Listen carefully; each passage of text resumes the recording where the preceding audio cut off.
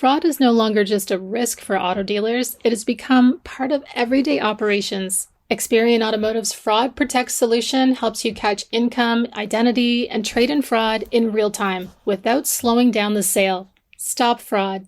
Keep deals moving. Experian Automotive's Fraud Protect. Hey, thanks for joining me for this bonus episode of Daily Drive. I'm executive producer Jake Neer in Detroit.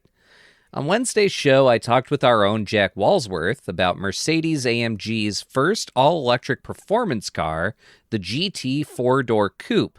Jack was on site for the reveal in Los Angeles, and we talked about how this vehicle fits into Mercedes' electrification strategy and how AMG is trying to win over customers who've spent decades loving loud V8 engines.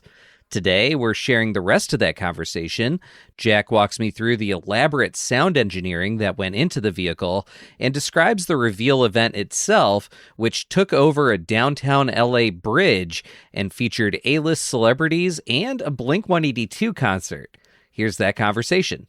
Not to editorialize too much, but what excites me in some ways about this is that this seems like maybe where automakers should have started in the first place with electrification in the luxury space in ways that can really compete against engines, against gasoline powered engines, that raw horsepower, the raw torque, the instant torque, as opposed to where EVs really captured the public's attention was with the trucks and places where people were really forced to make compromises. It seems like what AMG is trying here is to say, you don't have to make any compromises with a vehicle like this. Is that fair? Yeah, that's a great point. And something that was talked throughout the day leading up to the reveal from various Mercedes executives is this is their electric V8, which obviously electric V8s do not exist. That's not a real thing. But I think the point that they were trying to get across is if you didn't know it was electric, you would think that this is a super powerful V8. And how you would come with that conclusion is Mercedes was really big on adding sounds in and outside of the vehicle to simulate as if you were driving a V8 powered car. But this is a good use case because an AMG buyer really cares about performance, handling, speed, things like that. And this is a good way to do that. To your point, it's not like an EV pickup. You don't have to worry about the payload or the range or anything like that. You're just focused on speed, performance, and how quickly you can get from point A to point B. But yeah, no, it's a super interesting use case. And like I said, Mercedes-AMG is going to use this platform for additional vehicles. They haven't provided timing on that, but I wouldn't expect us to wait too much longer to see additional models to join. And possibly we'll see this family kind of continue to grow down the road. You mentioned the V8 simulation here with the sound files. They needed a lot of sound files to make this work. Now, first of all, let's back up and say, talk about what V8 simulation means. This isn't the first performance EV to use that idea. I'm thinking of the Right. Hyundai Ioniq 5N has a similar simulation that makes you feel like you're in a manual gas car. Talk about what they're trying to do here with this AMG. Right. Yeah. So they, I haven't driven the car yet, but having watched it yesterday, you kind of get a sense of what the experience is like. But basically, if you put it in a certain mode, Sport Plus Drive, I believe is what it's called, it turns the sensory experience from an EV to, a V8 engine type atmosphere. And basically for acceleration, gear changers, or even like an exhaust burble, which would again exist with an EV, you would hear sounds that are derived from a V8 audio file. Basically, it would be like driving a V8 without driving a V8, if that makes sense. So you would still hear like the noises that you'd expect to hear. You'd still feel some vibrations. You would still have like that V8 experience. And like you said, this Mercedes isn't the first automaker to do this. I'm not overly familiar with other noise implementations, but this one does seem pretty substantial. Mercedes said they used over 1,600 sound files to really have a noise for each driving situation, and they used the AM GTR kind of as like the basis point for all of those sounds, which that vehicle also had a V8. So yeah, it's really interesting. I feel like we're in the early days of the sound experience in a way. Some of the other brands I cover, like Scout, has talked about this with their upcoming vehicles, how they are trying to really implement good noises, I guess, as much as they can, because they really want to create an experience for the occupant, for the passenger, that is something they connect to. But with this Mercedes thing, I mean, it's one of those things I think initially, if you're in the car, it'll probably be like, wait, what? Kind of a throwing off your senses. But the Mercedes execs talked about how, after 30 minutes, 45 minutes, an hour of driving this vehicle, you kind of adjust and then you don't really think about it anymore. And that was some feedback that we heard from other people that have driven the car as well. So definitely something I'm looking forward to checking out. But again, I think we're kind of in the early days of this, and I'm excited to see how the sound of EVs evolves going forward. As an audio guy, I've got to wonder what that process was like. I would love to geek out with someone at AMG about how they did that at some point. Yeah, it's really interesting. They gave us like a little bit of information on the development. It sounds like it was quite the process, but yeah, it's super interesting. I mean, it's just one of those things that I think we probably didn't think about as much in the pre-EV era. And now I think it'll become more like a regular topic. So looking forward to covering that more in the future. Fraud is no longer just a risk for auto dealers. It has become part of everyday operations. According to Experian Automotive, nearly 9 out of 10 dealers say fraud is a top concern, and 70% say it's on the rise. We're talking about real deals slipping through, costing dealerships $10,000, even $20,000 per incident. And it's not just one type of fraud. You've got forged income documents, fabricated salaries, synthetic identities, even trade-in scams. The worst part, catching fraud often slows everything down, adding friction to deals and frustrating legitimate customers. That's where Experian Automotive's Fraud Protect solution comes in. It's designed specifically for dealers, helping you quickly detect income, identity, and trade-in ownership before it hits your bottom line. No guesswork, no unnecessary delays, just faster, more consistent verification, so you can protect your profits while keeping the buying experience smooth. Because the goal isn't just to stop fraud, it's to keep good deals moving. Experian Automotive's Fraud Protect. Know more, risk less, sell smarter. Robotaxis are moving from novelty to reality. And this week on Shift, we're digging into what it takes to scale them safely. Neuro COO Andrew Chapin talks about the company's partnership with Uber and Lucid, a plan that could put more than 20,000 Lucid Neuro robotaxis on the road, starting in the Bay Area. We are really trying to achieve a superhuman safety bar over the long term. That is the expectation of the public.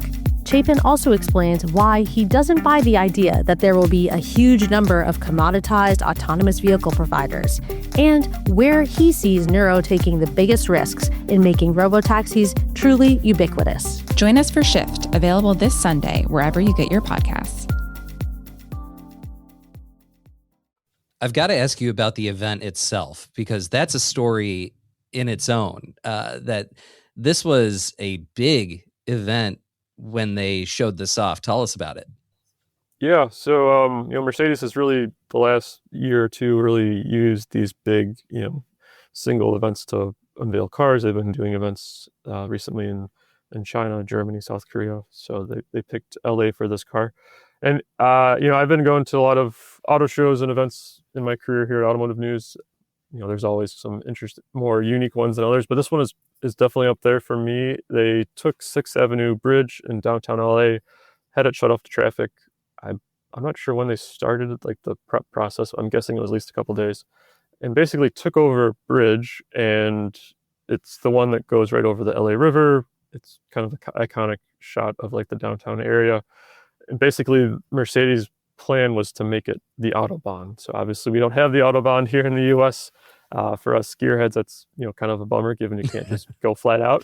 But the point Mercedes was trying to do was they were trying to bring the Autobahn stretches in Germany where you can go flat out to the US. So they were bringing the Autobahn here, basically set up the event where there was food trucks and stuff before. There was then bleachers where media and other people would watch the reveal, and then the cars, they had a few of them, would kind of go scream up and down the closed section of the bridge. So there's a lot of burning rubber, a lot of smoke, there was flames, all that good stuff. And I think the point Mercedes was trying to get across was like, this is a special car, needs a special event.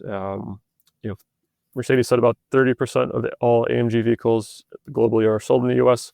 So the U.S. is a big market. LA, being California, is huge for EVs. And, Mercedes talked about how car culture in LA is super notable. It's a huge car market. I think that's kind of why they wanted to have it here, and it did feel like a cool, authentic California event. There were some celebrities. Brad Pitt was there. The Mercedes-AMG F1 drivers were both there. George Russell talked briefly. He drove the car during development and drove some earlier versions of the car.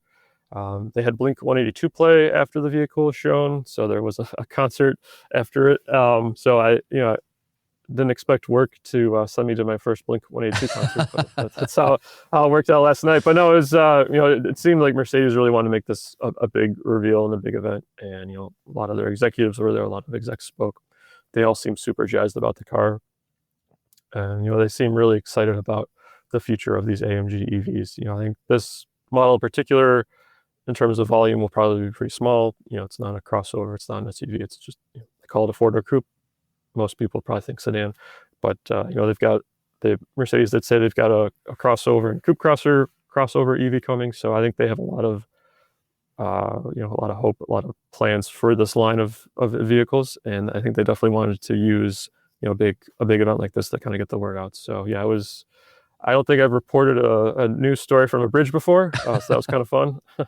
And they set a high bar for reveals going forward. So.